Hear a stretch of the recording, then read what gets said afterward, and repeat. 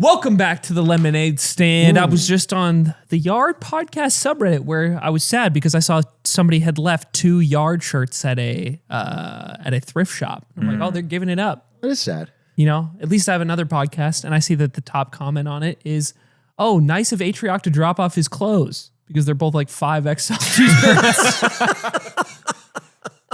Dude. So it was like it immediately turned my sadness upside down. And yet mine is deeper than ever. into joy. Okay, whenever we do actually release merch, let's have small, medium, large Atrioc.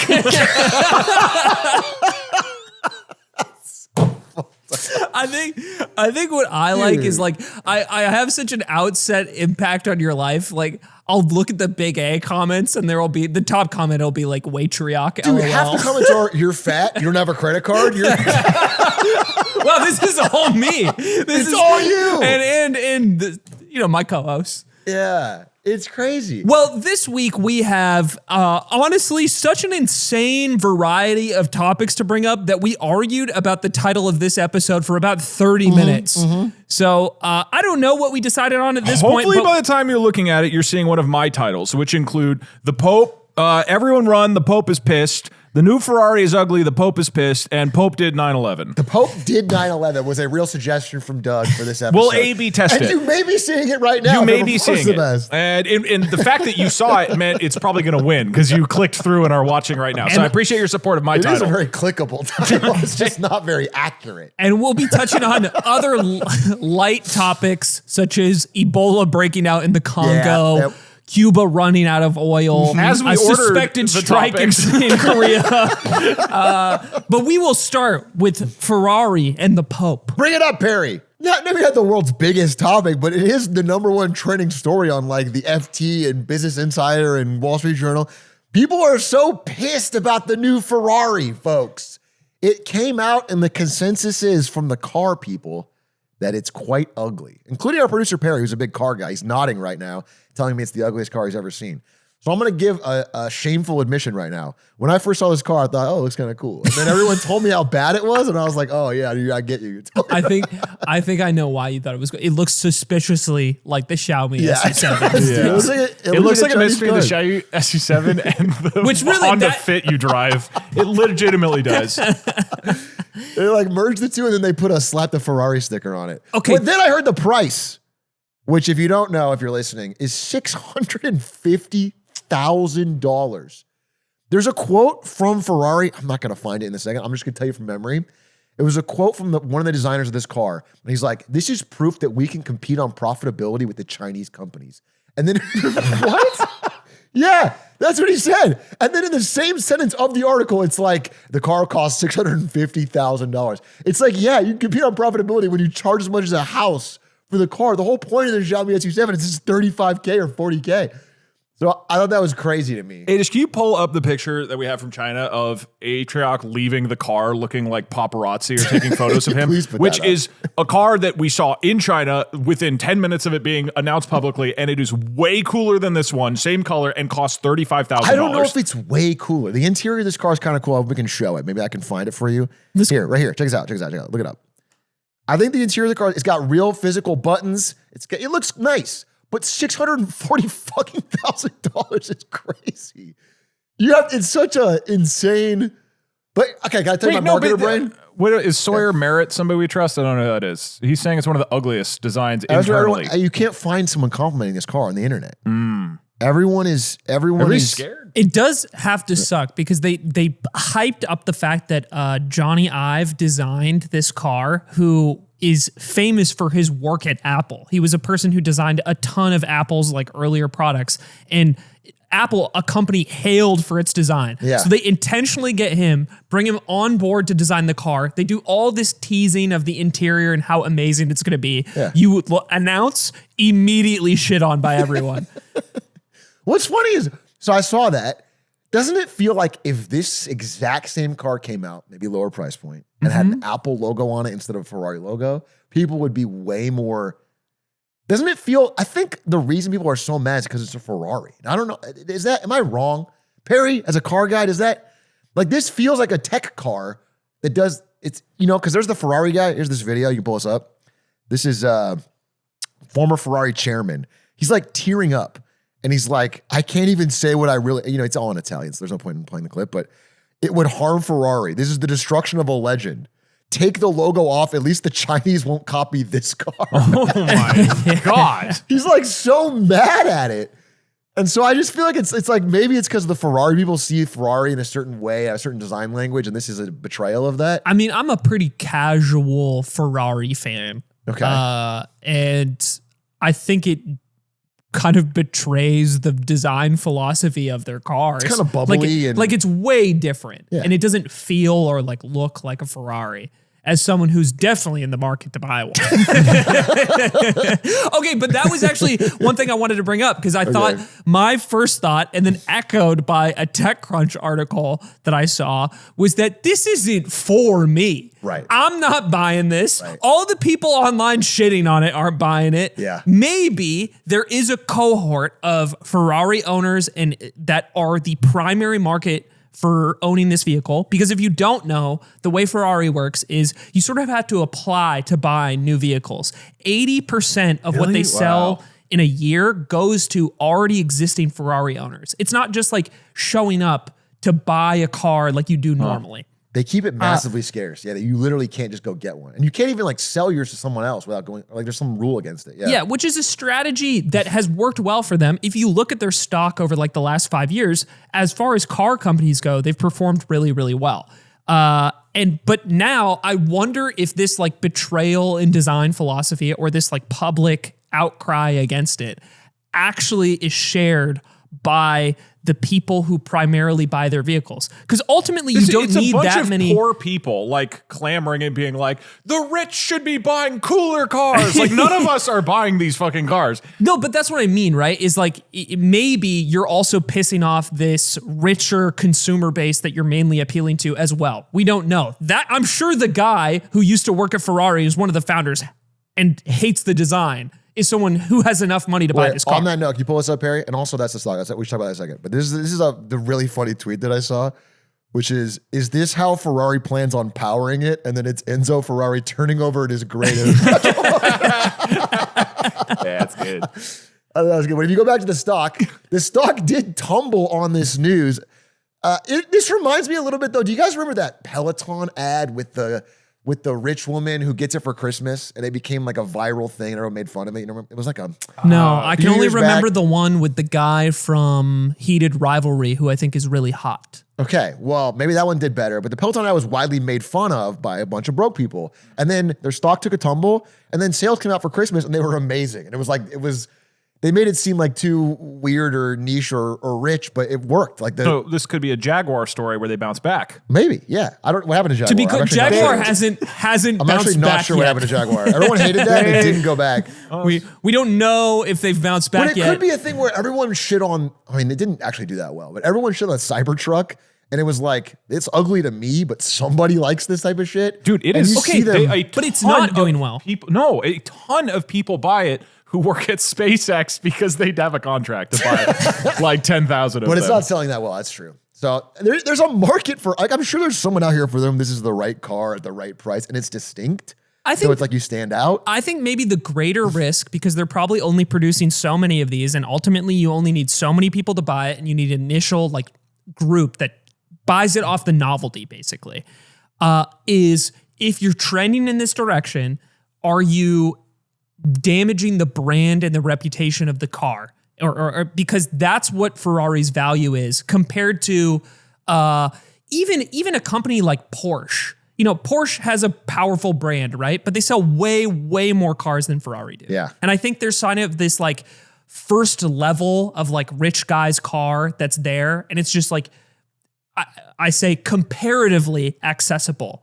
But in Ferrari's case, like so the proportional value in the brand comes from its reputation and the idea of it being this next level inaccessible thing. Yeah. And does this design harm that in the long run? Is it a reflection of something being lost at the company? I think that's probably the greater risk than like this specific model not initially selling out. Yeah, I mean, their markup is massive. So you're buying the brand, you're buying the cool. If everyone thinks you're a tool for having one, it kind of really undercuts what they're paying $650K for. I don't know. I really don't know. I don't know how it'll play out. You want to know a crazy stat? What? Ferrari, the company, is worth more than Volkswagen. Volkswagen sells 9 million vehicles a year. Ferrari sells 13,000. That is wild. That is wild. Their user base is... Someone told me the reason Apple was the most valuable company on earth back in the day is because they can sell the volume of Toyota with the margins of Ferrari. And it was like kind of they do both, but no one else can do that. And I think that's interesting. Okay, can I ask where does the Pope come into this? So, big announcement that he might be swapping the Pope Mobile to this Ferrari is... You heard it here first and only. Right. And we're probably going to edit that out of the video as well. We might get in trouble. The Pope now also... We're the first to break that. Yeah. And the one to put it away as well. The Pope famously drives cars. Yep. Well, he doesn't drive Famously himself, gets driven around in one. Yeah. Look, I'm still doing some investigating. I've done some boots on the ground journalism when I was 13. I went to a Catholic high school, even though I'm not Catholic. And I can report to you that the Pope has officially come out with some opinions about AI. And it is published in the Magnifica Humanitas. You know what that means? What's that? Magnificent Humanity. Wow. Oh, that's so much easier than I thought to translate. Yeah. Now, the core of this, like you can pull up a video, Perry, that I linked. There he is, our Pope. Now, Pope's actually... American Pope, bro. American Pope. It's a big deal for us. He's a big Chicago Bears fan, maybe. He wears Nikes. He talks about born in basketball Chicago sometimes. Yeah. No, he's a real hooper. So no, this is not the most consequential thing, but it's a fun little thing. So what initially when I read like a headline, I don't know if I'm dyslexic or I glanced past it, and it was the Pope is releasing an AI encyclopedia. That's what I thought the story was going to be until I started reading about it. That's your brain autofilling what Doug wanted to see. Well, no, hold on. He is releasing an AI encyclical. Okay. Oh, what is that? An encyclical is popes release a sort of like open letter and philosophical kind of musing to ostensibly the bishops of the Catholic Church, but really it's to everybody. Okay. And this is on average like one a year for the last 120 or 30 years, something like that. So this is the Pope, he's been Pope for like a year now.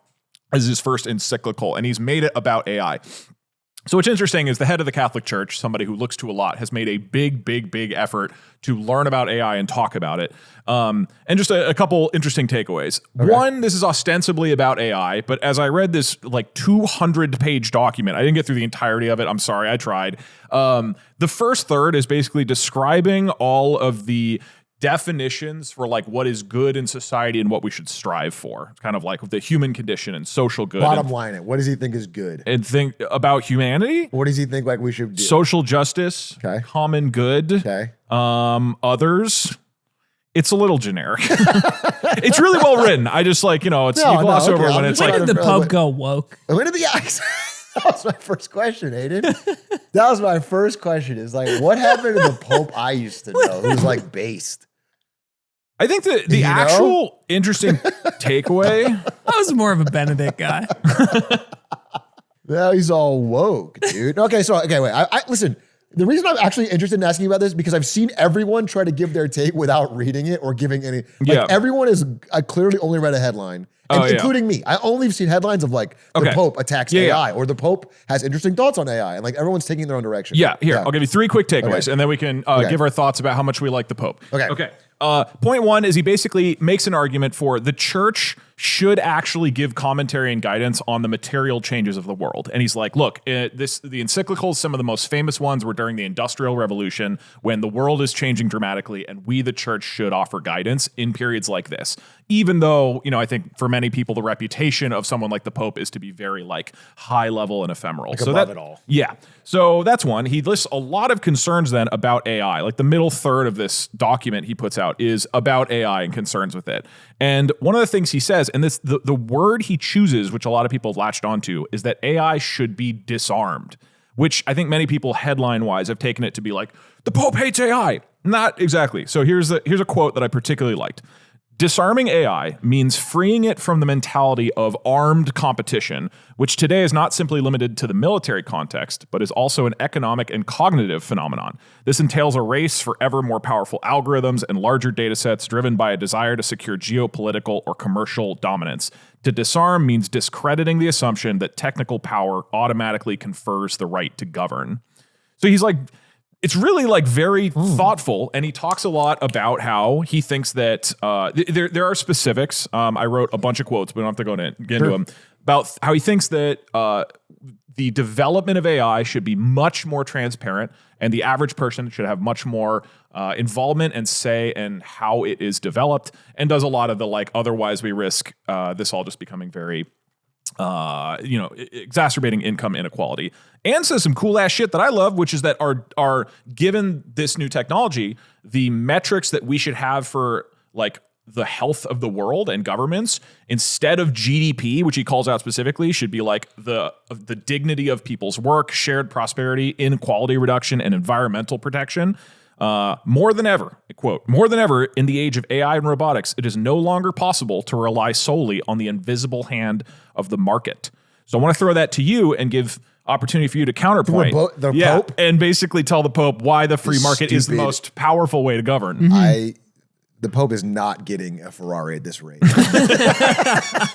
At this level of income growth. No, he wants to make sure the Ferrari can reach everybody. Yeah. He doesn't want it to be held by those 12,000. What you just described sounded really cool for Pope. I think it's the part that is interesting is that he seems to have taken a real interest in learning. Yeah. Do you think he vibe coded a task manager app? It's the night before. Yeah. It's 12:30. Shit, I got my encyclical tomorrow. Claude,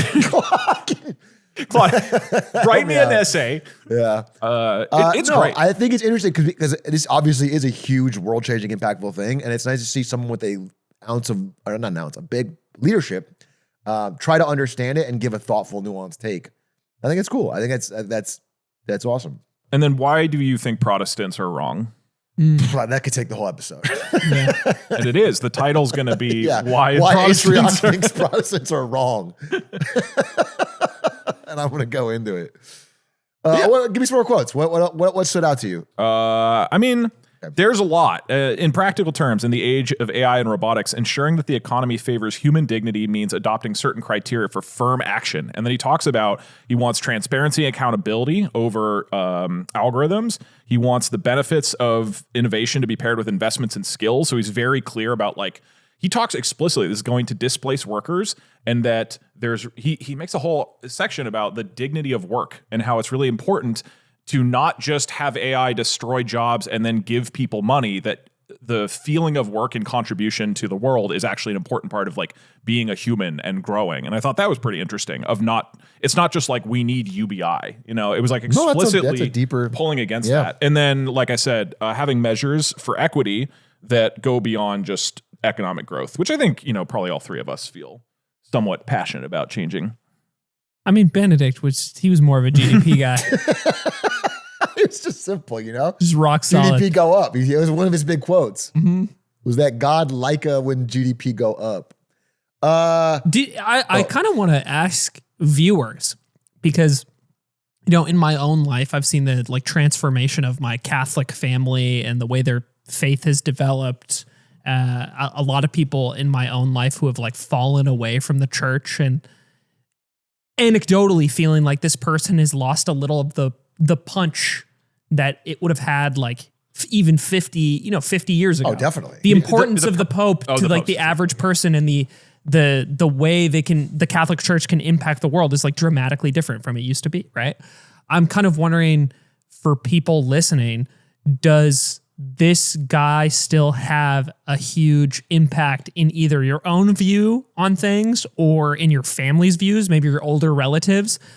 How lauded is the Pope's word in your own lives? I'm just curious, people's insight from into an that. American POV, this is just facts, right? I'm generalizing, but it's facts. The majority of Christians are more likely to vote Republican, and Trump has been in a feud with the Pope, and it hasn't impacted their opinion of him too much. I can't imagine the Pope's got the sauce he used to have. I feel like the president having beef with the Pope would have been a electorally damning thing for your base 50 years ago. That would have been like insane. Is wild. Now that you say that, and now it's like Trump nothing. Can It's like the Pope. And it's just Tuesday. Are the majority of Christians in the U.S. even Catholic though? I'm not sure. I actually don't know. I'm not. I feel like the answer is no, but I don't know. But you just feel like the aura of the Pope would have made a bigger deal in that. I don't know. To me, it's kind of surprising. I think it's really cool to have someone like this give a really thoughtful, arguably, I think a little too long of a take. Again, it's 200 pages, and the middle third is the one about AI. Trim it down next time, Your Holiness. Was there any parts on AI weapons? Because I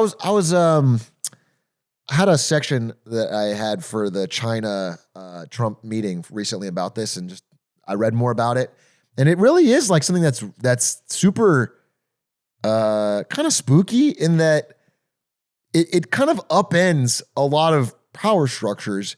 If somebody powerful had the ability to control a lot of AI weapons, autonomous control drones or whatever, it like upends the consent of the governed that you need in a lot of cases. Like it really, if it gets more advanced, it really does call into question a lot of things that have been true for all of history, which is you kind of need this pyramid of humans to all agree. And even if you're fucking people at the bottom, the people at the next level, but if you have so many of those drones, once you're in, you're kind of locked into power in a way. This seems to be one of the few things that states in conflict agree on right now, right? Isn't like the China, U.S., I think Russia all agree on provisions around automation of weapons.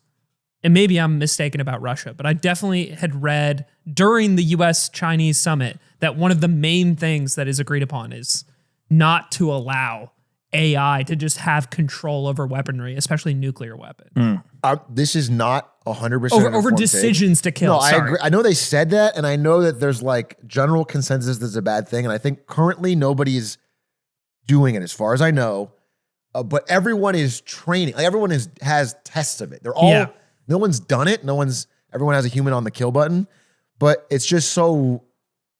God, but you gotta have it in the pocket. You guys, like everyone's getting it in the pocket, and that's what's kind of spooky to me. I think the spookiest part is that it's not on you. Then, kind of, you can offload the blame if you're the general or the head of a state, where you're like, our AI went rogue and did drop the bomb on X, Y, or Z, and it's not our fault. But it's also like the thing, I'm thinking about more. The scary part for me is internal, which is like if you were a despotic leader, and previously you told if you told citizens to fire on other citizens, oftentimes they wouldn't do it. A certain level of, if you're a worse enough leader. Like a famous example is when the Soviet Union fell in 91, there was tanks out front of Boris Yeltsin at the time, and they didn't fire on him. And he walked out and he stood on the tank and like made him stand down. And it was a big moment of like shifting power.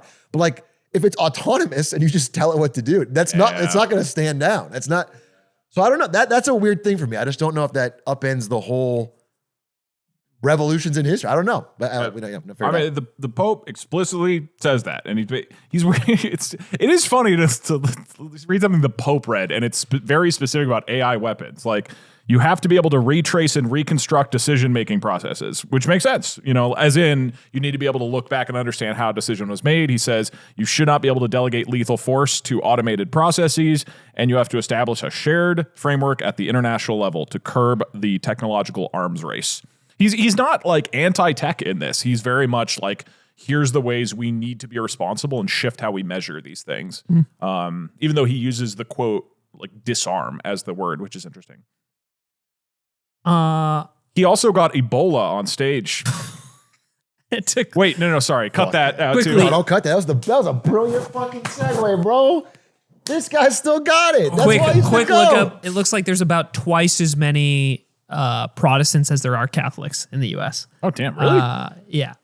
But to quickly move on, let's pivot. Let's talk about Ebola. Something light. The Pope to Ebola. What do you guys? These are the three least related topics that we have ever discussed. This is why we couldn't title this Ferrari, the Pope, and Ebola. It's a fucking wild week. It's a wild week. Okay, what do you guys know about Ebola? Genuinely, blood disease. Yeah, the blood's involved. Blood disease, 50% kill rate. What do I know about Ebola? Legit, Haiti I know it's crazy. It's a deadly disease. That's all I know. Top You know what frags. I honestly know when you say Ebola? It's going to so embarrassing. When you say Ebola, the first thing I think of is the movie Osmosis Jones from 2001 with like Chris Rock. Yeah. It's like an animated cartoon, and there's a virus in there, and he goes, "Ebola's child's play compared to me." That's the first thing I think of. So I'm kind of caught up on the medical awesome, dude. research. There we go. Please If show you that, put baby. influenza and COVID and Ebola on a CSGO team, Ebola's top fragging every time. Is it the worst? They're operating. But Ebola has a high fatality rate, especially this strain. Is it one of the highest in the? Is it like top? So top? Ebola, a virus, there's an outbreak of currently in the Congo, the eastern part of the Congo. And the main way that Ebola is transmitted is through bodily fluids, things like blood, vomit, and diarrhea.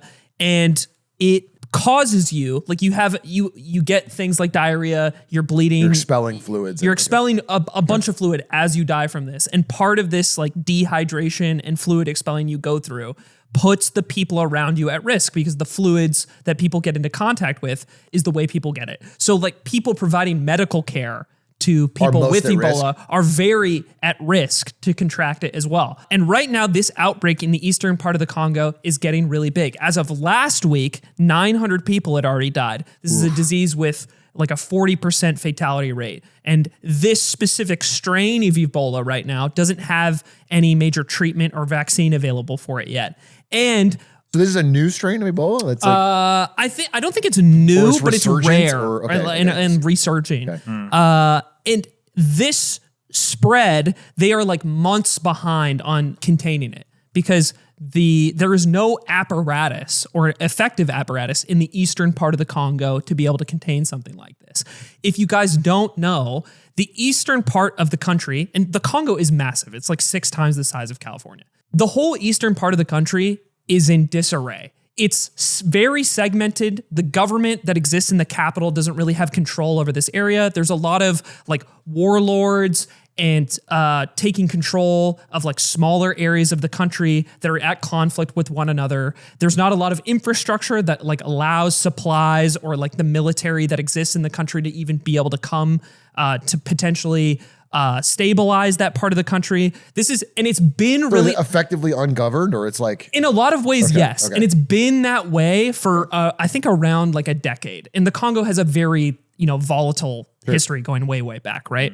This plays into how this disease is like able to be combated, right? You're not able to like leverage the resources that a more developed country might be able to. I think it's hard to imagine when you live in like a place like the US or a place like France, like the government can't just like deploy and like start developing tests for the disease and like deploying medical workers. It's really challenging this part of the country to be able to like test and contain an epidemic a pandemic breaking out like this.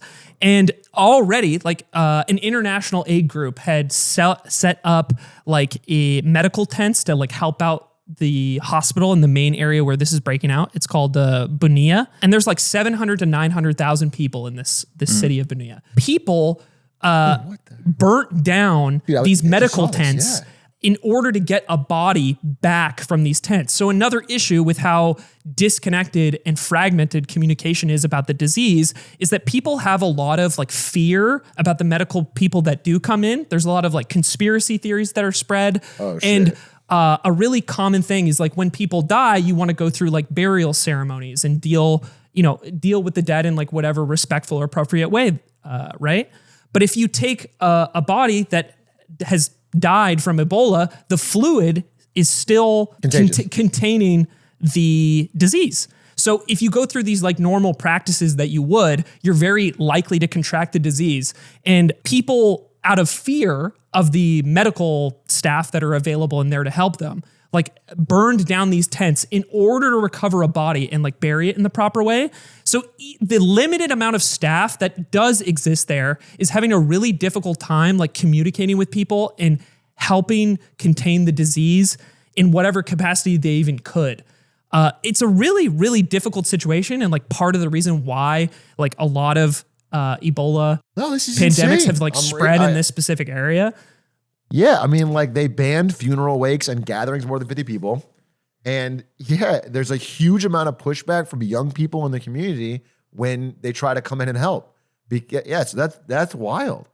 So yeah, I mean, I can see it from your point of view of like, if you're somebody who wants to help, not only are you at a higher risk of getting a disease, but you're at a risk of being attacked or having your place of work being burned down. And that's crazy. That is a difficult. And right now, it looks like this is just going to continue growing and spreading in this area of the country. And it was interesting. I'd read another article too about the reaction in the capital city of Kinshasa. And that's way further away because the country is so large, right? And day-to-day life there hasn't really like changed much or been held up at all. On one hand, a reaction of like, well, the country doesn't have that much infrastructure for the disease to actually like travel to that area of the country yet. There's like that argument. But there's the other part of it where the government doesn't really have the apparatus or the means to like deal with an outbreak like this either. So like life, people can't just like go home and chill and stop working.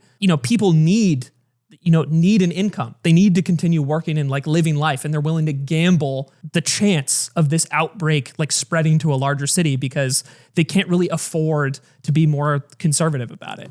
It's kind of a tragic story, and a lot of context around like how a disease like spreads in a place like this. Yeah. I think that's always when I hear about Ebola, that's one of the things where I feel like, okay, well, hopefully it can't get too bad because you have to like be in contact with bodily fluids. But with these kind of conditions, that gets a lot harder to avoid. It does seem like it's hard to imagine something like this becoming a sort of global pandemic just because, ultimately it's not traveling through the air. At least this strain, knock on wood. Jesus. Yeah, I don't know how like viable that is, like to what degree it could like mutate and do something like that. I could speak being in this area with these conditions, it's like, that's so rough. Yeah, I think like travel to the country, like Uganda has closed like travel off with the Congo already. A lot of other countries around the world are like limiting people who have been to the Congo from entering. There's the like U.S. set up a quarantine facility in Kenya for any Americans exposed, and then I think there's like the DRC team has to isolate before being able to compete in the World Cup. Yeah, they're like making them go to a 21-day bubble which is kind of there's some controversy there. But I kind of want to keep an eye on the story and see how the situation escalates. It definitely sounds like it will continue to. But I thought it was pretty wild to see that story of like the tents being burned down. It's like, I will say insane respect to the dog. I mean, the way you described it, that just sounds like the most thankless, difficult, incredible job to be doing that. That's really impressive. And I mean, if we just move on over to Korea, dude, this is like topic whiplash this week. No, hold on. No, you have to find a diegetic way to connect Ebola to Samsung in Korea. And you need to do it with taste. We did it flawlessly for our topics. Doug's transition was one of the best I've ever heard. You did put up a goat transition, and it's like, just lie. Just make something up. They won't quote it out of context. The doctors in the Congo shouldn't strike, much like the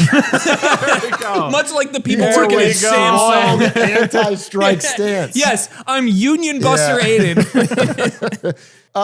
This is a relatively big story in that we've covered this a bit on the show, maybe some on Big A, but the big winners of the AI boom recently have shifted from the hyperscaler companies to the picks and shovels companies. Not just NVIDIA, but all the memory companies. They've been making literally gargantuan amounts of cash. Samsung and TSMC in Taiwan. Taiwan just passed India to be the world's fourth biggest stock market or whatever, entirely off of one stock. India has like, I'm not kidding, 1,000 more stocks over a certain market cap, but one stock, TSMC, has brought Taiwan up. And Samsung in Korea has had a similar boom where a few memory companies in Korea, which dominates the memory industry, have made so many sackfuls of cash that it's changing things. And the Samsung workers who have been working round the clock to fulfill this demand for memory are rightfully wondering where their piece of the pie is because the profits of Samsung have gotten so gargantuan and yet their pay hasn't changed. So there's been this brewing strike And they have a lot of leverage right now because the demand is so high that if Samsung slows down or shuts down factories for even a moment, the amount of loss they're taking per day is more than like yearly revenues in previous years. Like can I give you just a sense of how much this has grown? So this is from Bloomberg. Yeah. Samsung is on track to become one of the world's most profitable firms this year, with its semiconductor arm posting a 48-fold jump in profit for the March quarter. Wait, 48 for the 48 times the amount of profit. And so the workers want a cut of that. So here's a number that is stuck in my head. I don't even need to pull it up. Samsung could pay every single employee at Samsung a $400,000 bonus. Everyone from the top down to the janitors, a $400,000 bonus, and still have their most profitable quarter ever. So obviously, like, it's the ripe moment for a strike, and all the workers with their highest amount of leverage and the ownership having the most amount of money to give are brewing for a strike. However, because there is such a desperate desire to avoid the strike, not only by Samsung, but even by the Korean government, who really wants to keep this tax revenue and this boon going of Korean memory, the negotiations have been fierce. But the latest update I saw, which I think is like 6 hours ago or something today, is like that they have held off on the strike. They have a tentative agreement, and they're going to get some kind of bonus. I don't have the hard numbers. Maybe we can even find it, but that's the idea. So it's a very interesting story of worker. I think this is probably, I guess we don't know, but historically, memory cycles like this are cyclical, which means like there's a moment where supply is low and demand is high, and you get a ton of money, and then they build up the factories, and then the price goes way back down, and the moment's gone. Yeah. So this is kind of your moment as the workers to really like get a piece of the pie. You don't want to wait it out, or the moment's not going to be there. So okay, 1 hour ago, they reached a deal. Okay, so the labor union, voted in favor. And they will be getting an average bonus of about $340,000 per chip worker. And I believe there's about... Per chip worker. Per worker. And Samsung, and this is also from Bloomberg, Samsung employs about 78,000 people in its semiconductor division. Dude, $340K bonus per person. I don't know if it's going to be to every single person because you don't know, exactly who, or whatever, but certainly it's going to be tens of thousands who are now getting... I mean, that's... Wait, $340K per... Is that like for real? Yeah. No, and not only is it for real, because this started last year with SK Hynix. I don't know how to say their name. Yeah, so Hynix and Micron and so another South Korea company that's making the memory, right? So basically SK Hynix and Samsung are the two that are just gangbusters profit right now. So infrastructure wise, you need GPU chips, which crunch the numbers for AI, but you need memory chips in order to feed information to and from those GPU chips. So they have to be done together. Like what NVIDIA does requires both the GPU chips to be made and memory. And so SK Hynix is the other one that's going crazy. 2025, they made a deal with their labor union to give 10% of operating profit to employees. That meant an $80,000 bonus for each one in 2025, and they're expecting $900,000 per person in 2027. Dude. Holy shit. It is insane. Holy shit. Yeah, and then another quote from them. This is all from Bloomberg. Even Hyundai's Hyundai Motor. That's not a 10% This is profit USD. share? This is USD. This is United dollars. Yes, this is dollars. Wait, I hadn't heard that one. $900K per person. So that's what they're expecting. So, it's assuming profits keep going, but this is that would be 2027. Yeah, but that's on 10% profit share. That's crazy. 10% of operating profit goes to employees would be $900,000 per person. Am I crazy? Incredible. Per person. This is awesome. Yeah. Right? This is I feel like this is genuinely awesome. I will village share.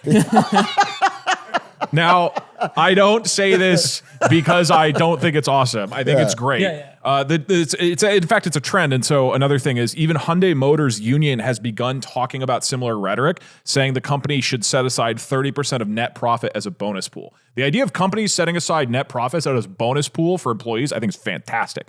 The only counter argument, which I didn't deeply dive into, but this is again from a Bloomberg article that was going through this.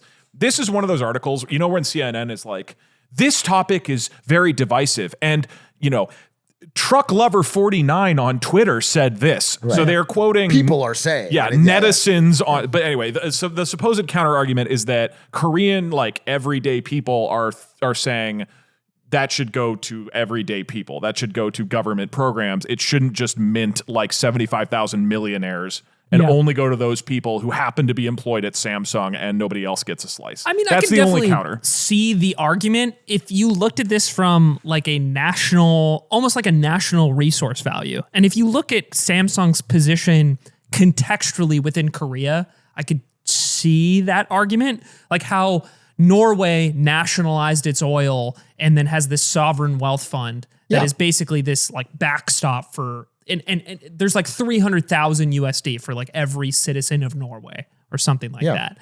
You could view Samsung in that context, maybe. I mean, there already is. You know, there's a big wealth gap in Korea, and Samsung employees are certainly some of the better paid, higher end people. So it's like the better off doing even better, like way better. Have you heard the thing about? I mean, this is like all people who are already doing too well, but how in people who work in tech in like the Bay Area, there's like a real massive wealth divide about to exist. We'll talk about it later with the SpaceX IPO, but all the big IPOs are about to happen. And like just randomly based on whether or not you worked at another tech company or Anthropic, you're going to become a life-changing $40 million, like you have a ton of fucking money, or you have 400K and it's like you're doing pretty well. But and it's like this weird massive wealth gap is just going to appear this year between tech workers. It's like an interesting concept. I think given that we have so little wealth redistributed, like this is like a pretty cool way to start rather than like trying to get your steak too buttery. You know, it's something.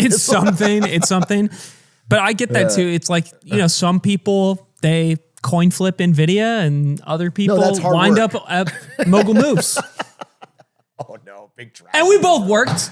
No, big tragedy. I do think of that in my own life because I remember I basically coin flipped between Blizzard and NVIDIA. It was so close for me and my life would be so different. And everybody, my wife, my parents, my friends, they all said Blizzard. And I was so close to not doing it. And it was, I don't know, it's just crazy. But that's luck. That's I don't know, that's crazy. Yeah, I mean, interesting story. I think it's kind of cool. Definitely, I don't know, I'm kind of a pro-union guy. I think it's kind of cool. Especially non-public unions where it's private company. I think it's a really smart, like it works. And they clearly got a benefit out of it. If they did nothing or waited, this moment's going to pass and they would get nothing. And now they got, and still they're having the most profitable quarter ever. So the company's still winning. Samsung is in 2026. Actually, you can pull this up, Perry.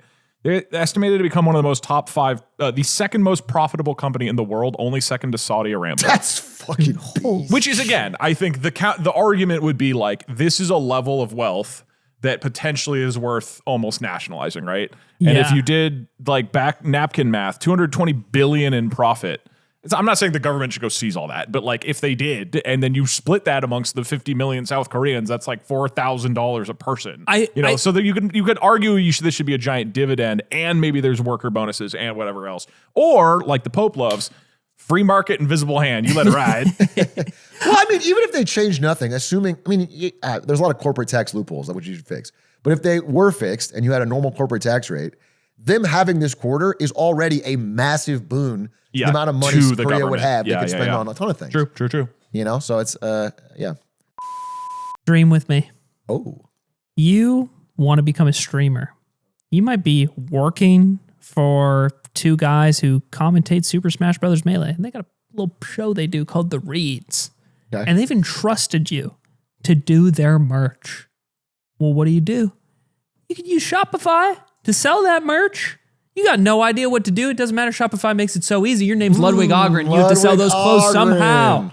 This really happened. He used Shopify. The Reeds, Scar and Toph entrusted him to sell the Reeds merch, and he built a store all by himself, even though he knew nothing about it. Ludwig Ogren. and had been fired from every job before that. Yeah, it's funny that of that group, he was the smart one on setting things up, and he just found a way to use Shopify. The true star managed to use some of their easy to use marketing tools. Yeah, wait, was he fired? This worked. It was a happy story. He got fired from his jobs before that, and then successfully, thanks to Shopify, did this job for the Reeds. I would argue it's entirely Shopify. And they did sell merch because I have a bunch of Reeds merch. Wow. It's time to turn those what ifs into cha-ching with Shopify today. You can sign up for your $1 per month trial today at shopify.com/lemonade. Go to shopify.com/lemonade. That's shopify.com/lemonade. This company's taking off like a rocket. Wait, I'll segue. Oh, fuck, you got it. Never mind. You nailed it. That was crushing. No, do yours. No, I don't have one. No, do yours. Freeball it. No, do it. You know who shouldn't strike? Is SpaceX employees. Because they have the greatest leader of all time, Elon Musk. And that's why I want to hear more about the SpaceX That IPO. landed just like the recent Starship. Did it go bad? I actually didn't check. I don't know. I didn't hear that. All right, so SpaceX, we've talked about them IPOing. They have actually done the filing with the SEC. So they filed a document, and as part of that, the process of an IPO, you got to file with the SEC and be like, we're planning on doing this. Next up, they're going to go try to like shop it around to various people. But this SEC is like them, legally disclosing their financials and the various state of the company and all of this. So read through a good chunk of this thing as well. And what they're trying to do, if you pull this up, Perry, is they are trying to, is sort of supposedly launch at a $1.75 trillion valuation. If you look at the top most valuable companies of all time, NVIDIA, currently 5.2 trillion. Apple is 4.5. And so 1.75 puts them around Saudi Aramco, Tesla, and Meta. It'd actually be more than Meta. The top 10 company worldwide as it lists. So you might be wondering, how would it possibly justify this? So I'm going to give you a couple fun takeaways from their IPO. So here's the form. First off, this is not usual, and I had to go like double check to be like, am I crazy or is this not usual? It opens with like 15 pages of rockets. It's just pictures about space. None of these have any captions. There's no point to any of it. Wait, it's they're awesome. getting me. It's not normal, by the way. Audio listeners, I'm looking at some cool pictures. It reads the first like 20 pages of it reads like a book for children about why NASA is cool. Like it's awesome. Okay, so then, over this very, very, very long document, some of the interesting things, they make a big case about how there's 3 divisions essentially that they're targeting or marketing and saying, look, this is what we got. First off is the space rockets business. We launch rockets. Look at these pictures. They don't make a ton of money. We'll get to that in a second. Second is communications, and that's what they're calling their satellite network, particularly Starlink, which is very profitable, which we'll get to in a second. And then third is AI. So as a reminder, they tacked on XAI recently. And what was sort of realized as you look at the financials of this, if you pull this up, Perry, our best friend of the podcast, Professor G, scroll down a little bit to the bar graph. Our good friend, Prof. G. So if you look at this graph for people who are listening, this is the revenue and loss for each of those 3 divisions that I just said. You can see that connectivity, which again, Starlink, is by far the most profitable thing they have. They're making $11 billion and only losing $4 billion. It's like $7 billion in profit. No, that's $4 billion is the profit. Sorry. 11 billion revenue, $4 billion profit. Yeah. Sorry. So $4 billion profit. Space, they're losing money, but they have $4 billion in revenue, and the reason is they're spending like $3 billion a year on R&D. So that sort of makes sense. And then you have AI, which is this like tumor tacked on to what would be a great company, which is losing them $6 billion. And it is a tumor. Like this didn't exist as part of the company. It was a rocket company, and then Elon wanted to save Grok and XAI, and so he made SpaceX buy it. And now they have this money-losing tumor attached to SpaceX. Well, hold on. So this loss, we're looking at the $6.4 billion loss right now. Is that after you include the Twitter Blue subscriptions?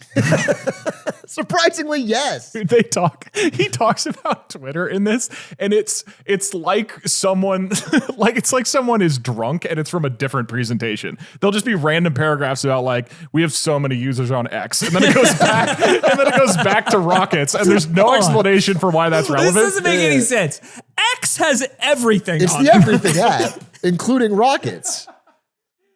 So in this file, a huge part of it is basically trying to justify why they will be able to use AI as basically the key pillar of their business. I noticed you already found the really funny graph, so we'll come to that in a sec. But essentially, there's a ton of argument where they say, look, we've already launched this massive satellite network. True. We already have the business infrastructure to get things into space. That's true. Saying we have solved most of the technical hurdles in order to do something like get data centers into space. And we believe that we will be able to create far more of the computing that is needed for the future of AI by putting it into space. And we are going to be at the center of that. Notably, there is that I could see no information about, like, for example, cooling, which is one of the giant giant technical hurdles behind data centers in space, but it is a huge amount of this pitch is based on the idea that the future of the world is going to be AI. The future of that AI will be run in space, and we are uniquely positioned to do it. And now, how do you justify how do you justify the valuation? Atrioc has the chart. Go ahead and pull this up. This is a total addressable market chart.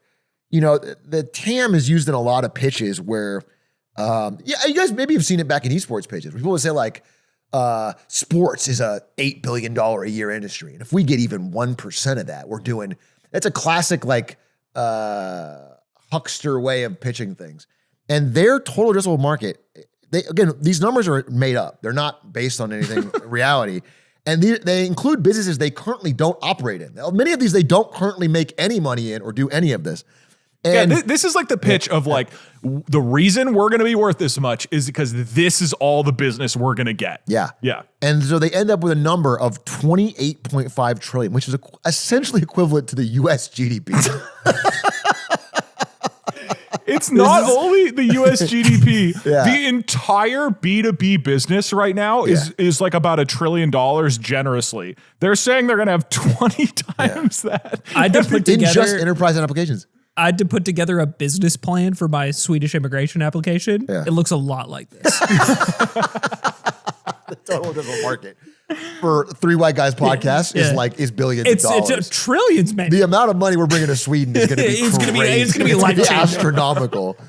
Again, many of these businesses they currently don't operate in and don't make any money in. So the idea that they can just make these, I mean, he's always been good at that of throwing out big numbers, but this is one of the most egregious ever. And it's worth saying, I just want to say, of those top 10 companies you showed, Meta, Amazon, SpaceX by far is the lowest revenue and profit. It does not belong in that group by any measure. Like even Tesla makes more money in revenue and profit, maybe not profit anymore actually, I'm not sure, but in revenue for sure, than SpaceX. So it really is like a dwarf among giants in that group that is just like stretching more than ever the future promises versus what it has now of any company that would be in that big group. We talk about price to earnings and that ratio a lot on the show, and how Tesla is the standout in that top group of companies as having a really high price to earnings ratio, right? Yeah. This stock seems to be significantly overvalued based on this one metric compared to these other stocks. And you're saying SpaceX's would be even Tesla crazier. is the egregious one of the group with about 100. They don't have the number for SpaceX. It's not a public company, but the estimates are between 200 and 300. So it would be by far the most like baking in this future promise of any company that's ever made it that big. Yeah. There's an aspect of the IPO that I want to talk about that if you're going to cover it, I don't know that much, but I'll say it if you don't. So it's like, it's about the float. Is that covered or not? Yeah, go ahead. Okay. So the idea is that, the amount of shares that you put up to the public is like the amount that they can buy and sell and trade. And if you put a smaller amount, because it's more scarce, there's automatic demand from people that are interested in SpaceX, from Elon Glazers, from companies that want to get involved, from passive investors and 401ks that have to buy it. And if you put up just a small amount, the demand of that will cause them to start super high. And it makes all the rest of them on paper worth that same amount. Yeah. So he's only listing like the smallest amount any company's ever IPO'd for. It's like 5%. It's like, I don't know the number. It could be liar. It could be 10%. But it's like a very, very small percent of the companies being actually publicly listed. But because all that demand's going to flow in, it's going to make the price pop and make it seem like all of the billions of shares that he owns are all worth this amount. I mean, it's like it's a real testing of like the rules that shouldn't run that way. Do you know who Max Fosh is? Yeah. It's the Max Fosh video. He became the richest man in the world for one day because he had one share. Yeah, that. It is that. Yeah. It's surprising that it feels surprising that given all of that context, you can just do that. So that's the thing. So all of this stuff he's doing, including this fast listing, which is getting it to list quicker than other companies normally would and be picked up by retirement accounts quicker than it normally would be allowed to. All these rules got changed for Elon and these new IPOs this year of Anthropic because they all kind of threatened to go elsewhere. Like the NASDAQ really wants SpaceX to list on the NASDAQ. And they're like, if you don't do these rule changes, I'll go list on the New York Stock Exchange or somewhere else. Yeah. There's not really a lot of options, but he's doing it anyway. And so they caved. So the NASDAQ caved and gave them these rule changes that are like really incentivizing retirement accounts to buy them before they've been proven and to do a small float and to. What is like the difference? Like for me as a layman, I couldn't tell you the difference between the New York Stock Exchange versus NASDAQ versus what, like. All I know is that they make money off of who's listed on them. Like it's to their benefit. So I don't know why it's a difference for like you as a layman. I mean, they list different stocks. NASDAQ is more tech stocks, but it's not like there's a. But they're changing the properties of how things are listed in order to incentivize like retirement accounts, you're saying? So yeah, a lot of people's retirement accounts track the indexes. So you might have like a 401k that buys the S&P 500. Right. And it buys all those stocks, or it buys the NASDAQ. That's a big popular one. And so normally you would have to wait a year after being listed or something before it's like proven its earnings in a way to start buying it. But now it does it instantly. So everyone's retirement accounts, like very quickly after this company gets listed, are going to start automatically buying shares. And they buy shares based on market cap weighting, so the size of the company. And so he's like artificially boosting the size of his company and getting more passive bid. Like all this is causing people to be quite upset, I think. Is he leveraging the exclusivity of the listing to do that? Because you can be listed on both of these things at the same time. Yes. But I assume he's saying like, if you do this, we'll only go with you. I am not an expert on how you could list on multiple ones, but my understanding is that you pick one, it's listed there, and the size of it helps the NASDAQ or whatever in its growth and money making and et cetera. So I'm not 100% an expert on that. But I do know that he's leveraged the two against each other to get these rules, which would not, like a smaller company would never get this deal. But SpaceX is the biggest IPO ever, and they're like can kind of like throw their dick around. Yeah. There's one interesting piece about the shares. So one aspect of this IPO that people are noting is that it's extremely unfriendly to shareholders because in theory, if you buy shares into a company, you should be able to vote on how the company works. Like it's the entire idea. Elon currently has 42% of SpaceX, but he has Class B shares, which get 10 votes per share compared to a normal peasant Class A share, which is 1 vote per share. So he, after this IPO, will have 85% of voting power. No one else will have more than 5%. So the voting will just be for show. He can vote whatever board he wants. He can vote whatever compensation he wants. So when you buy into this company, if you buy any of the shares, you are basically saying, this is Elon's literal ship and whatever he wants to do will happen. And I'm hoping it earns me money. You have no input. It's crazy. He's pushed the limits of people's willingness to believe him, to be a little bit greedy that the price will definitely go up no matter what. I mean, he's really pushed it. And I got to say, this is the Zuckerberg playbook. He was the first one to do this because the IPO for Facebook was hugely demanded back in the day. And he got these dual class shares that have given him total control over Facebook for all these years, even though he doesn't own the majority of it anymore. He sold up enough. He has 10x voting. And Elon is following his footsteps. This used to not be a thing because shareholders, obviously, if they're buying the stock, want to have the vote. But everyone is just all in it. They just want the price to go up. They don't care about, I don't know, it's gotten weird. I wonder what the result will be. It's a very interesting IPO. Yeah. And then, I think the weirdest part is like, Prof G Media, our best friend, said, quote, Starlink is genuinely excellent. 3.3 billion in revenue in a single quarter, 1.2 billion in operating income, a 36% margin year over year, no serious competitor. If that was the whole company, it would be one of the great businesses of our era. They have the rocket launching is, I think, amazing. We've talked about it a bunch on the show. I've glazed it. Starlink is unbelievably successful, and now they're jamming the AI side onto it and making the entire IPO about the AI side of it. And it's and then you mix that with like the weird Elon things of like super low float, and he has all the voting share. It's like very, very strange. It's crazy. Like, have you flown United recently? Their Wi-Fi on a bunch of their planes now is just Starlink Wi-Fi. Have you gotten to try it? Yes, and it's so good. Oh. It's just really fast Wi-Fi on the plane. And I'm like, imagine all the like contracts you could potentially have with all these airlines. You have you have something that people literally can't compete with right now. And I feel like it's one product that, as much as I fucking hate Elon Musk. Yeah. Starlink is fucking Starlink awesome. seems fucking sick. Yeah. Plus the rockets and the catch, but it's not as cool as Grok. I think we'd all agree on that. Hey, Grok is love that. Love that. no, it's Oh, very, I thought you were transitioning to a Grok story. Oh, I wish I had a Grok story. Do we have a difference? Here, I can transition. Okay, get us from SpaceX IPO to Keep closing the damn. Cuba. Get us to Cuba. What? Let me tell you something. Next time SpaceX launches a rocket, I hope it does not crash in Cuba because they've been through enough. Aiden, tell me more about what's going on. Well, in no, Cuba. hold on. Yeah. If a SpaceX rocket crashes and there's a horrible oil spill, that could be really helpful. They could use the oil. Dude. Cuba, it's rough right now. I don't know if you guys know this, but they've basically run out of oil. So for people in Cuba right now, what does that functionally look like? Their power grid is offline most of the day. I heard it's like 22 hours of the day. Something they insane. have 1 to 2 powers a day right now for the average citizen. And the way this works is people are have to cook with things like charcoal and wood in their homes, and the power only comes on at night. So people have to wake up whenever the power has to turn on. They get up maybe like 11 p.m. Lights suddenly turn on. Everybody gets up to do their laundry, charge their phones, try and cook the next day's meals, all at the same time.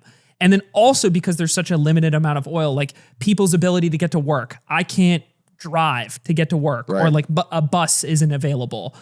So people are walking hours to get to their job, or unable to work because the job they work requires power to function energy at is all. the economy. Without it, it's, I mean, everything. Yeah. And a lot of people just do not have enough to eat, don't have any money.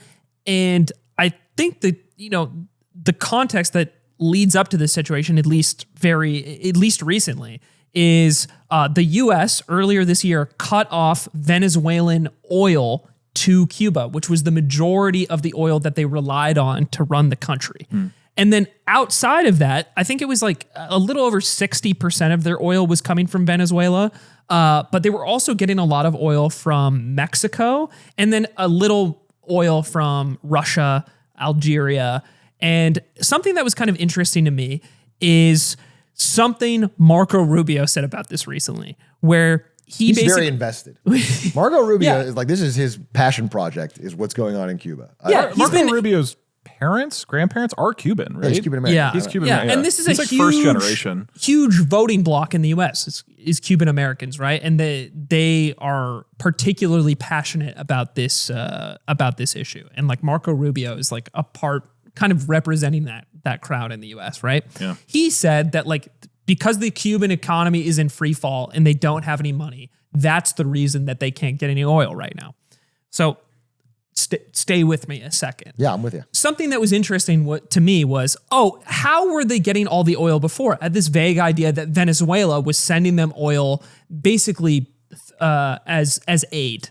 But what Cuba was often offering these like other countries was their human resources. So Cuba has a lot of doctors, for example, right? And they don't have enough money to buy oil. But what they were doing before was like offering their doctors as like, we can help your country and send staff and human resources in exchange for the oil that you give us. Wow. It wasn't just purely out of like aid or donation. Cuba was offering what it had to offer and then paying for a limited amount of it in the capacity that they could. In Mexico's case, they were like circumventing the restrictions that have been in place around Cuba by the US for a longer time by creating like a shell company basically that allowed them to like do transactions with the Cuban government and send them oil. And this is the apparatus that gave them enough oil to function until this year. But then the US really cracked down on it, not only cutting off the Venezuelan supply, but pressuring Mexico to cut off their supply as well. Question: Venezuela's oil has been sanctioned by the U.S. for a while, right? But it was still allowed to flow to Cuba? I don't think like there was no blockade enforcing that. So they were they're sending oil, like Venezuela not cooperating with the U.S. sanctions around how that oil is like being distributed around the world. And I guess and the Cuba's US at the time not like militarily enforcing a I think blockade it's the to limit. post-Maduro kidnapping is like U.S. has much more sway over Venezuela's sending of the oil. Exactly. But presumably we being the United States government was not cool with it, but was not stopping it. Doing anything to like enforce it. Got it. Okay. But now Cuba has nobody left. And the only oil they've gotten in the last couple months was the US allowed a donation of Russian oil, which was like 700,000 barrels, which was basically lasted Cuba like another 2 weeks or 3 weeks. But now they're in a situation where they have basically nothing left. And the average person in the country is suffering the consequences of the blockade's enforcement. And I think something kind of confusing to me is, what is the US's goal here? Because the US hasn't actually been that explicit about what they want. Because there's a reason that we're putting all this pressure on Cuba, right? One thing we've done more recently, I think it was like a few days ago, the CIA director went to Cuba and basically gave them like that sounds good. It's a good start. Yeah. And he's a great guy. His name's Greg. Plays ball on the weekends. He actually comes to our pickup games. Don't even say. CIA Aiden playing ball with the. Every week he's in a different outfit. We never know who he is. We never know who he is. He always shows up for the pickup.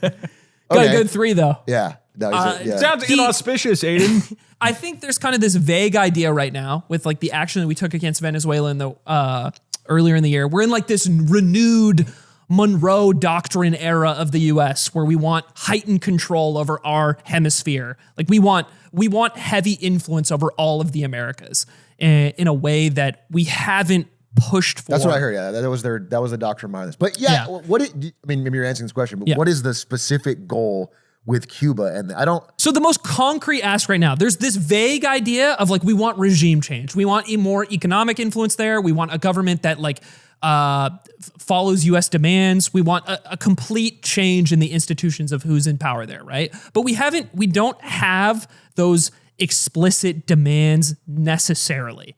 But what the CIA director did say, we want at the very least to remove foreign military bases in Cuba that are like intercepting US communications. So there are Chinese and Russian military presences in Cuba that like because of the proximity to the US, right. Like to spy on the US.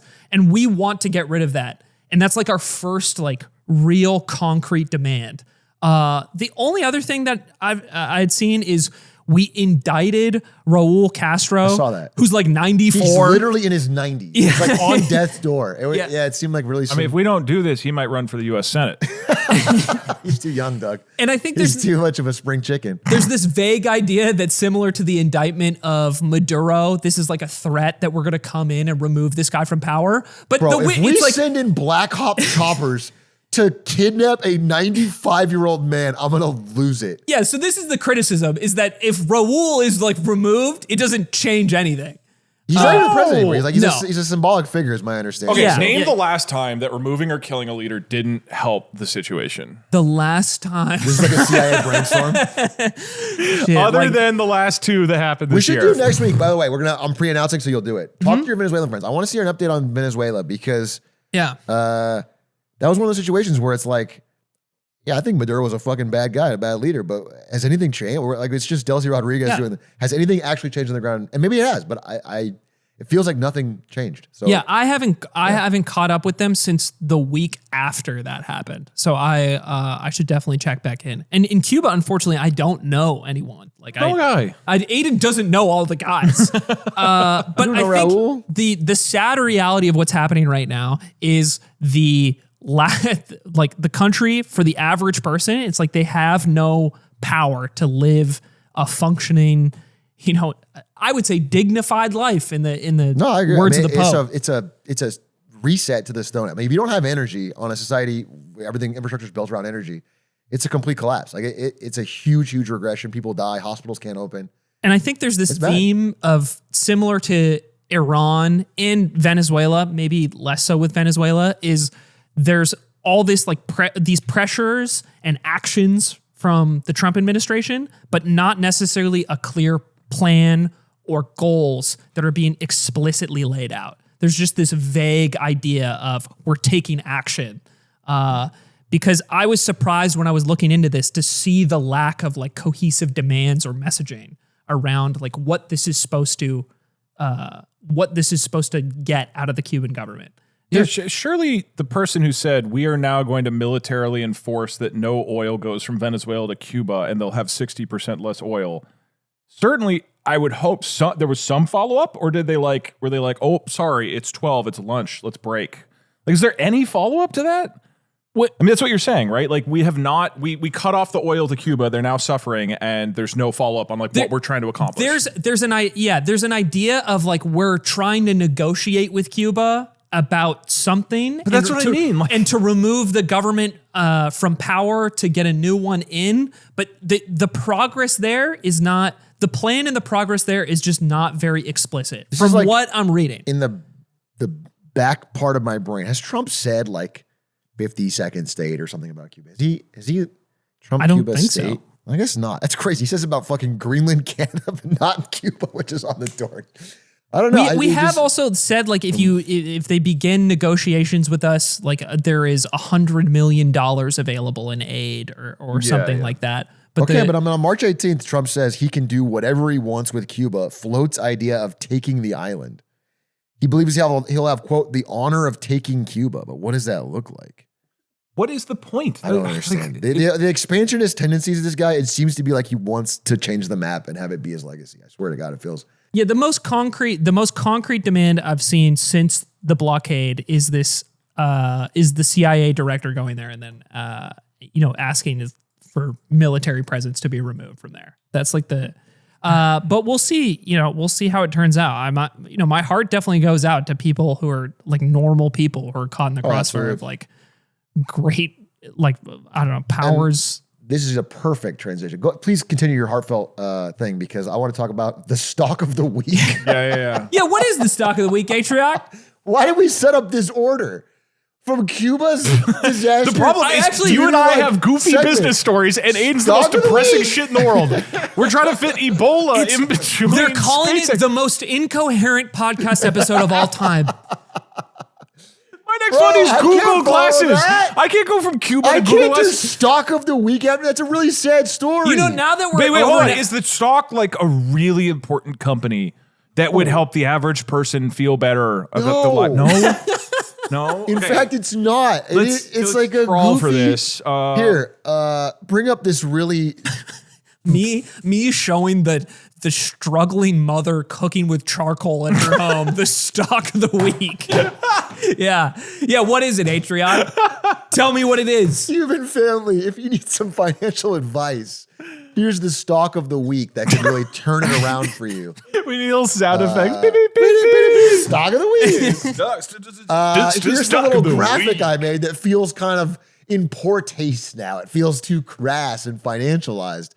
But this is the stock of the week segment, which we just started, where I'm going to go over an interesting stock change from the past week and maybe talk about some of the context or story of it. Does the company here have power more than 2 hours a day?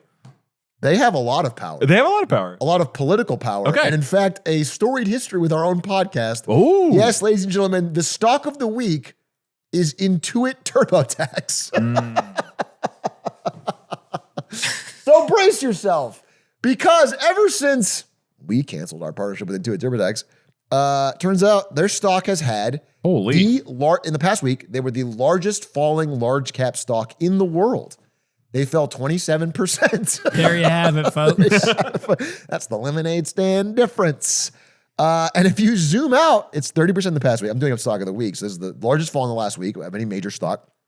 But if you zoom out 6 months, they lost half the value of the company. Oh my God. And if you zoom out a year, they lost 60%.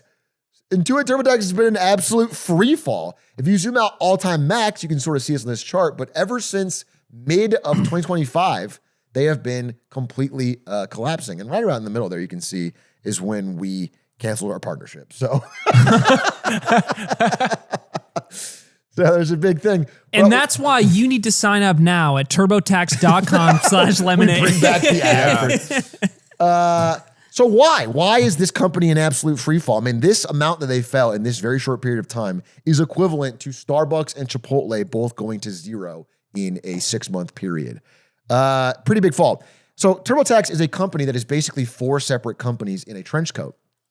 It is Intuit TurboTax, which you know, which is the public tax filing company. It's QuickBooks, which is for small businesses. It's Credit Karma, which is like checking your credit score. And it's MailChimp, which is like the company I used at Twitch to make email newsletters for marketing. MailChimp, I did not know. Yeah. I once famously misread the MailChimp prompt and sent out a letter to 7 million people that just said SDFG. And let's just say that was stock of the week.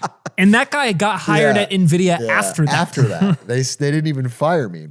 But the crown jewel of the company is actually not TurboTax. It's QuickBooks, where the vast majority of the profit of this company comes from, selling to small businesses with their tax solutions. They have a 70%, it's a duopoly between H&R Block and QuickBooks. Basically, every small business in America uses one of these two, outside of a few exceptions, and they make most of their money from that. So that has been disrupted lately by AI. This is Perplexity's computer for taxes. A lot of AI companies are swooping in and trying to find ways to guide you through the tax process the way TurboTax does, but for way, way cheaper. And none of them are quite good enough yet, but the threat is in the air that they're going to be taking a large part of this chunky market share and doing it. The second part of this stock dropping so much is that they're the first company in the past year to do a mass layoff and say it's not because of AI publicly. They made the big mistake of cutting 70% of the workforce, thousands of people, and saying nothing to do with AI. And the market, instead of rewarding that, punished it because it just seems like, oh shit, your company's in a bad spot. The reason they did that is because they are very wary of even saying the word AI because AI is such a threat to their business that they want to pretend like it's not a big deal and nothing to do with it. And then the final reason that they're having this collapse in this past week is they just announced earnings. So we've talked about this. There was a new government feature called Direct File in 2024, which allowed low-income users to just file their taxes directly through the government and not have to use any secondary thing like TurboTax. And through a little bit of lobbying in 2025 of the Trump administration, TurboTax was able to get that gone. So this year you could not use Direct File. It was removed by the government. You're telling me that happened and we signed a deal with them after that? Look, it's a joke. It's a joke. If you want the actual explanation, you go read a fucking public Patreon post. You want the actual explanation? I'm goofing off. He's a bit of a goofer. So here's the thing. So in mid-2025, when this lobbying went through, the stock market was like, oh, well, they're going to make bank. Like they've clearly eliminated their biggest competitor. Yeah. They're going to grow a lot. This is awesome. But it turns out when they released earnings this year, despite the fact that there was no Direct File, all low-income users used TurboTax less. There was a lot of pressure among price-sensitive DIY filers, and they ended up just finding other. So I don't know what they used, but they didn't use TurboTax. They didn't have the growth among low-income users. Yeah, the Direct File was shut down, but that was like the government program. But they still there are free. There is a number of companies that do it for free. So I think people just used those. Yeah. Having maybe gotten used to Direct File in the previous years. They didn't come back to TurboTax the way they thought they would. Yeah. And so all of that combined to make a pretty weak earnings report, and the company just keeps going to free fall.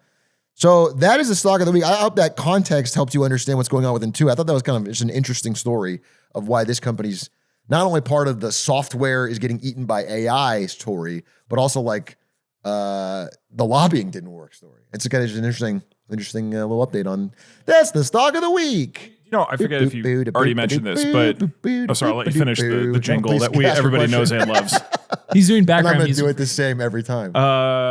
Is there like revenue way down, or is it just? No, it was actually a pretty decent quarter. Like they beat on revenue and they beat on profit, but it was these little things buried into it. 1, we're having big layoffs. 2, our low income thing didn't grow the way they thought it would, and then 3, please don't talk about AI. Please don't talk about AI. Please don't talk about AI. AI is not a thing. So the Don't worry about reason, AI. okay, so they're getting beat off because of They're getting AI beat off threats, not necessarily threats. because their business is currently collapsing. It's not collapsing. It's just the growth has really slowed. It's really stalled. Got it. Okay. I mean, most of their profit beat came from we fired a bunch of people and we don't have to pay them anymore. Gotcha. And that hasn't gone through our business yet. So I think also maybe another thing that brought them down is on QuickBooks, they recently added that tips feature, which just sent me to the fucking moon in anger.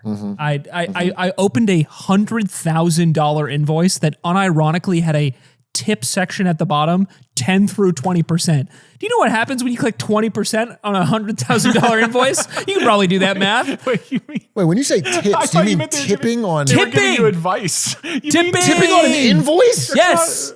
Yes, I opened a $100,000 invoice because that's like the maximum that'll let you pay it at like a time when you open a QuickBooks invoice, and it had a tip percent at the Who are bottom. you tipping like a supplier? Like I'm at the fucking coffee shop, but Did they do a good job? Dude, the factory owner spinning the iPad around on his $100,000. yeah. So- let me just send you that extra $15K. That's crazy. He does my latte crazy. Yeah. But I do think the biggest part of their fall off comes from the PR nightmare they feast with the Reddit posts against them on the lemonade stand. Yeah. And That the was Atrioc probably. subreddits, and I think that crushed their brand. And I stand. I stand with them. I stand with them on the subreddit. But the only thing more Wait, with annoying, Intuit or the people? Or you're still deciding? Now you're saying, ooh, Doug, remember when we said we were going to do surface?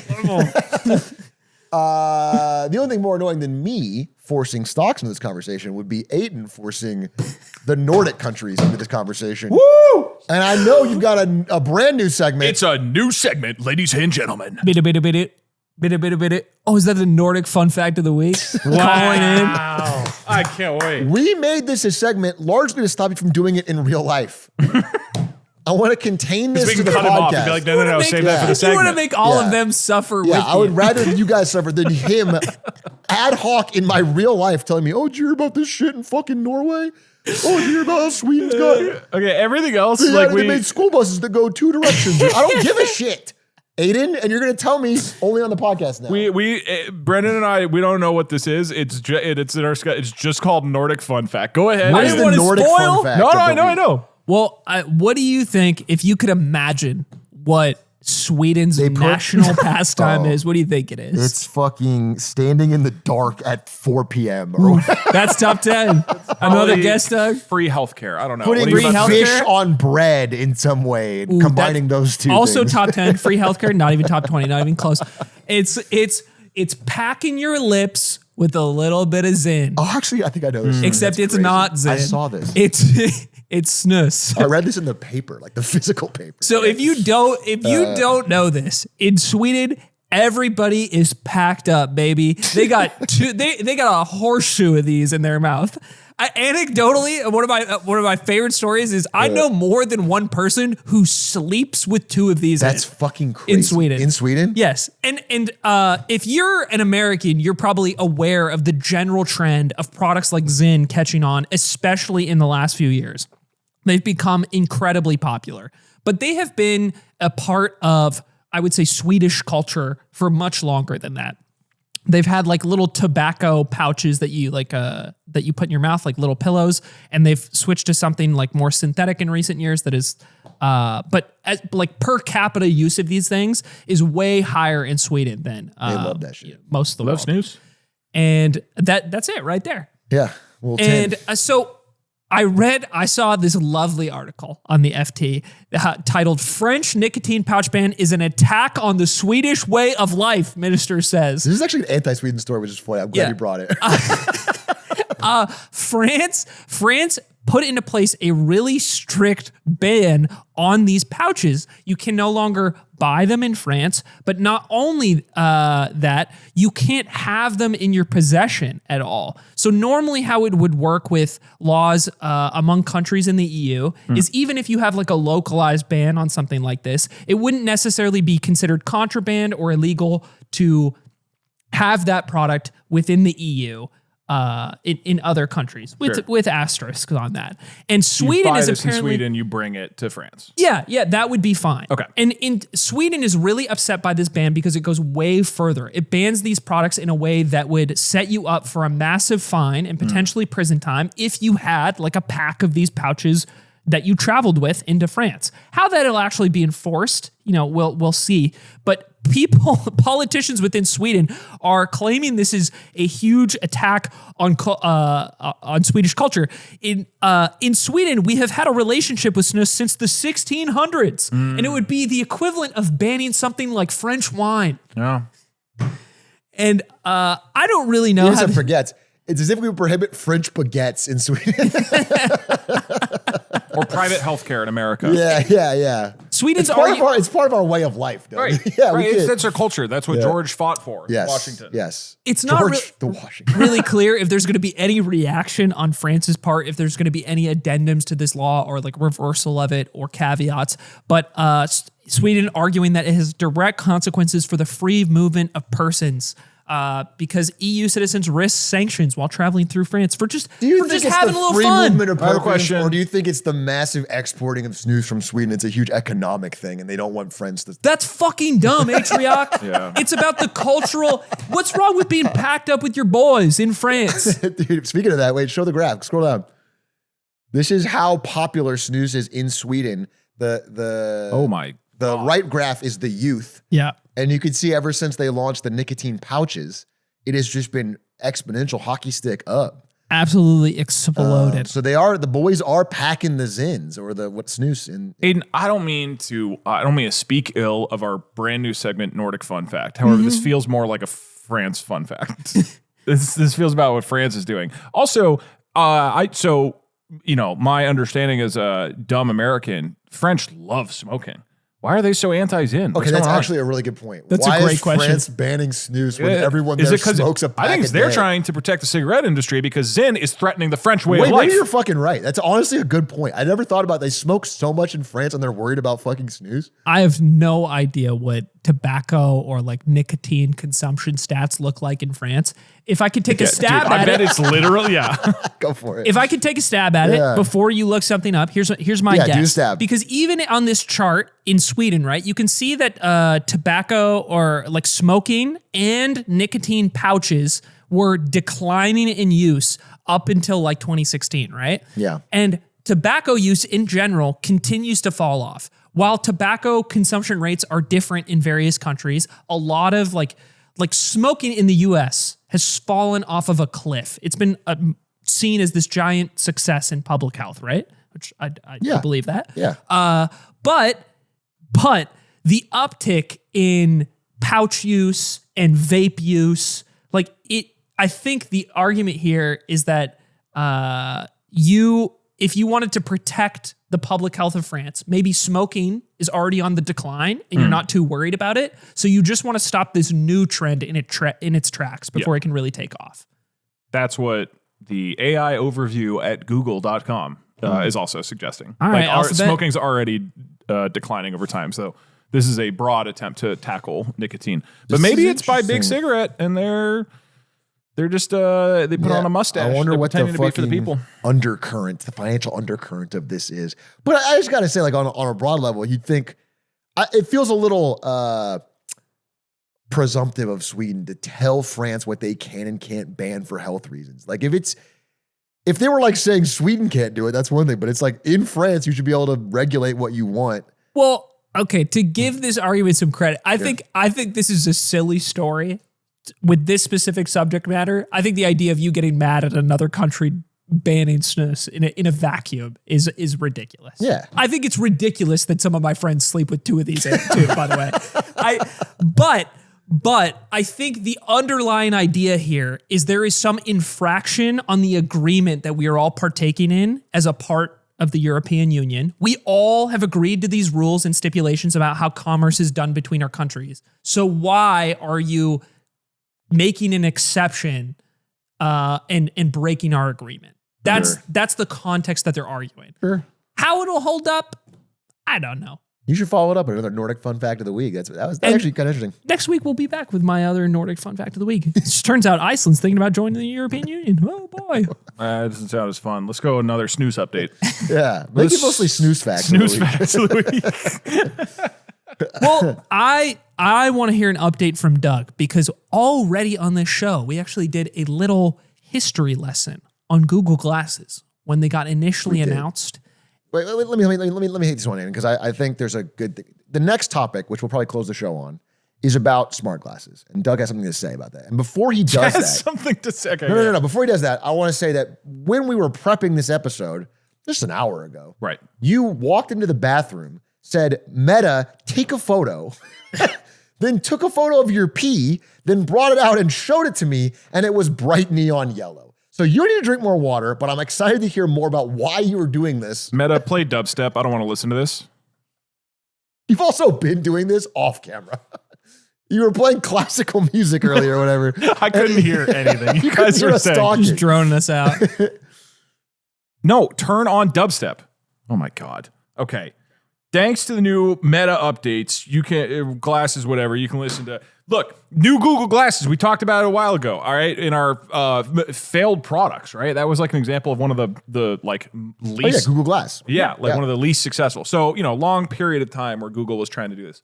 One of the interesting things that came out of Google I/O last week, which is their big yearly tech conference, is that they said they are definitively launching new glasses. Now these are a little different. Perry, I gave you a link, and you can pull them up here. But basically, they said we're doing two things, and they're going to be both coming in 2026. The first is audio glasses that are going to speak into your ear. It is called, instead of Google Glass, Intelligent Eyewear. They are partnering with Warby Parker and Gentle Monster. You can see some looks here if you are watching on YouTube. Looks good. And these are going to be very, very similar. Go back. You said looks good. Not going to. I like these ones. I mean, these seem fine, right? I mean, I'm not a big. Yeah, I don't like the style. Not that one's kind of interesting. Not for me, but like it looks like it's fashion glasses. I think the fact that they're partnering with like legit glasses brands. Sure. So. Two categories. First category, audio only, which is going to be very similar to what Meta's glasses are currently doing. And that just means there's a speaker in your ear, it has a camera, and it's going to connect to Gemini, which is their AI model, and it's going to connect to your phone, and you can be like, oh, add something to my calendar right now. Oh, like take a picture of this, blah, blah, blah. So they're launching this, and then they are also going to launch a second version, which is partnering with XReal. And you can see actually from CNET a video here in the background. Now, the reason I wanted to show this particular video is because gaming is fucking back, gentlemen. All right. If you play this. If this is Infinite Climber again. No, it's not Infinite Scaler, which, by the way, is a big deal and you have to admit. Secondly, check this shit out. You could connect with a Steam Deck and you could connect your phone or a laptop, daisy chain it in. I played games on a Steam Deck and then brought up a YouTube browser via the little processor puck and played tutorial videos alongside Hollow Knight. Okay, now let me explain what's going on here. My this second category of glasses, and this is where the more interesting piece of this little mini story is going to be a version where there's actually a screen in the glasses. So we are finally going to have, you are wearing glasses and you get like a heads-up display that shows you, here is a Google map, you can see it, and as you're walking, it adjusts, right? Here are images, here are videos, here, whatever. And this CNET video shows him, he is playing Silksong. The output from his Steam Deck is playing Silksong, being sent into a video live in his glasses, as well as another window, which is a YouTube tutorial of the same game, all inside of reality that he is looking at through the glasses. It is, to put this differently, basically Apple Vision Pro, but in glasses. We're just never going to talk to each other in person ever again. It's a little sad. Like, I will be playing Silksong during Nordic Fact of the Week. During this? This shit's kind of crazy, to be honest. France has gone too far. Doug? No, you're so right, Aiden. You're so right. You're just staring Meta, off. turn up the sound. Meta, turn it up. So, this is going to launch. The audio one is going to launch in the fall. The glasses one supposedly is going to be launching later this year. They're partnering with XReal for that one.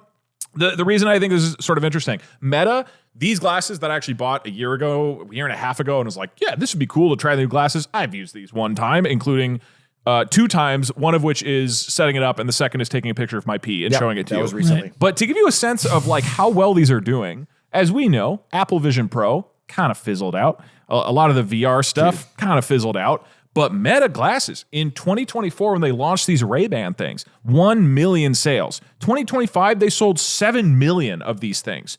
76% of the smart glasses market is owned by Meta, according to IDC. So later this year, Meta is going to do Meta Connect in 2026. Supposedly, they're going to maybe add a display screen so they can try to compete with what Google's doing. Maybe more AR features, maybe additional sensors. That version with the Silksong thing, you're going to have a little device in your pocket, little puck. Maybe they do something like that or a wristband. Google kind of has advantages on integrations, but this is pretty cool in that these have been actually going like huge. These have been getting insanely popular. I think a lot more so than I realized. And as these become mainstream, the instant you get an actual working HUD in these things, it might really explode with what people want to do while simultaneously being very dystopian. It's like I want to have a nuanced take on it because I tried I bought a pair as well. I thought it was a cool idea. I wanted to try it out. Meta played dubstep. Dubstep while I'm talking. I think the music part is actually kind of awesome. Like no one around you can hear it. It looks pretty cool. Though I think the worst part is right here, bro. I think it's a vibe killer to have a camera in your glasses. Once anyone else in the room notices it, you feel like such a weirdo. It's not a cool.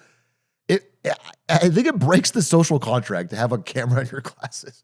I honestly think that's the worst part. You're obviously listening to dubstep, but I just think it's a problem. Meta, turn it up. And I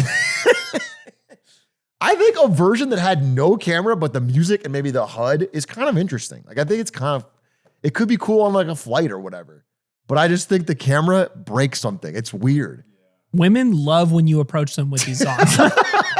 For starters, you're just so off base. Because someone did it recently at an event I was at, and you're talking to them, and you realize, oh wait, this is weird. Like you could be recording this right now. It's just a weird.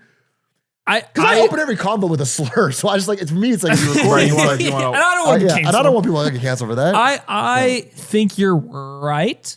I think camera aside, the general skepticism of this product strikes me as similar to the 6 fingers AI argument. It's like, sure, maybe it doesn't work that well right now, but it's gonna get to a point where it works amazing. It works pretty well. The music part works great. No one can hear it around it, and you can listen. It's awesome. I think there is a cynicism for the product that I see broadly outside of the camera that I feel that way about. For the camera, I feel like it's like, dude, it's kind of like phones where I think people will just get whittled down. I think that's my unfortunate take on it is I do feel like we obviously feel uncomfortable about that. But as soon as like enough people have these on all the time, you just suddenly have to accept it, which is fucking annoying. Yeah. But I think the reality of it is if it just becomes popular enough, it'll be fine. You're probably right. People will get whittled down. That's a rough thing to hear, but you're probably right. But when I first used it, I don't know. At least so far, people have held the line. And by the way, people kind of said that about like, I don't know, Apple Vision Pro and stuff. And that in public is horrible. But that's different, right? So different. It doesn't. That's the whole thing with why this is a interesting. little Is more. it's the first form factor on your face that feels comfortable. Can I ask a question? I don't know if you know the answer to this. If you used a version of this with a screen in there, and I'm like talking to you, is it very obvious that you're watching something on a screen? So I don't know. I mean, these aren't out, right? It's not public yet. Like, do I see in your glasses like the reflection of you, like I can't tell watching you YouTube videos or whatever? Yeah, I don't know. Because that's a big impact. Because like I want to be able to watch like Counter-Strike videos while driving, and I don't want the cop to be able to know. Yeah, officer. Yeah, I guess I was going too fast. Is that donk highlights in your Riddle me this. Is it that much? Technically, it's better than if the phone's like near my lap and I look down occasionally. You could always say technically it's better than something for anything. There we go. I'm whittling you down. He's whittling you down. That's not an argument. Meta, show me Doug's pee. Anyway, folks, that's the wide world of our stories. Check this out. And before Doug breaks an HR rule and shows, Dude, it's so take a yellow picture of that. pee. Hit the We're button going on to catch top. you next week. If you Let's want an extra there hour you of go. us debating this, you can find us on the Patreon. That's another great Eliminated Stand in the books. Thanks for watching, guys. Bye. See you next week. Bye. Fade out now before I see Doug's pee.